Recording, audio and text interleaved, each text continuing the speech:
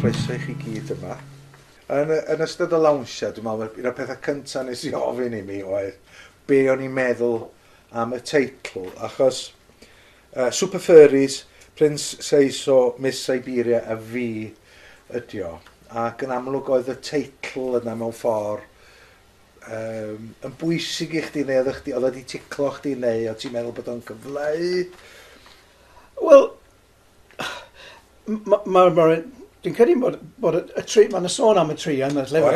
Oes. So, os ni wedi gallu meddwl am tri arall, mae'n debyg, ond mae tri yna wedi golygu cryn dipyn, wel dau gyntaf, os yna'n ddim gymaint nes sefyr, wedi golygu cryn dipyn i mi yn ystod y ngyrfa.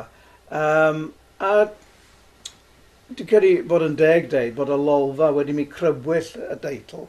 O ie, lefi sydd yma. Awn i am hynny, mae hwn yn apelio. So, gen i ddim llawer o amser neu chyfle wedyn i feddwl am deitl arall. Dwi'n credu mod i'n person eitha penderfynol.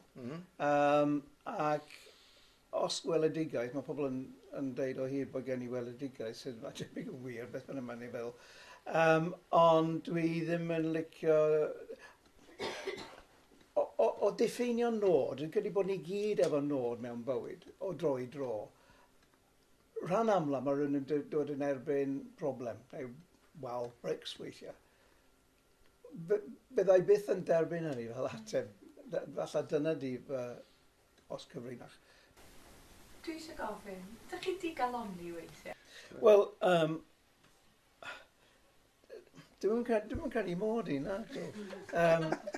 Neu fos ni ddim yma, mae'n debyg yna. Fe o'n i'n cael argraff wrth darllen y llyfr o'n i'n meddwl, mae'r rhaid bod chi jyst... Croen elephant. Dwi wedi dysgu un gwers eitha pwysig yn credu, falle fod o'n un esiampl. Ydy, bydwch byth ofni gofyn. Achos weithiau mae pobl yn licio bod yn rhan o rhywbeth a dych chi ddim yn gwybod braw bod chi'n gofyn. Byddai yn ôl at Merlin ac yn ôl at Siberia yn mynd i bach. Enghraifft arbennig o dda.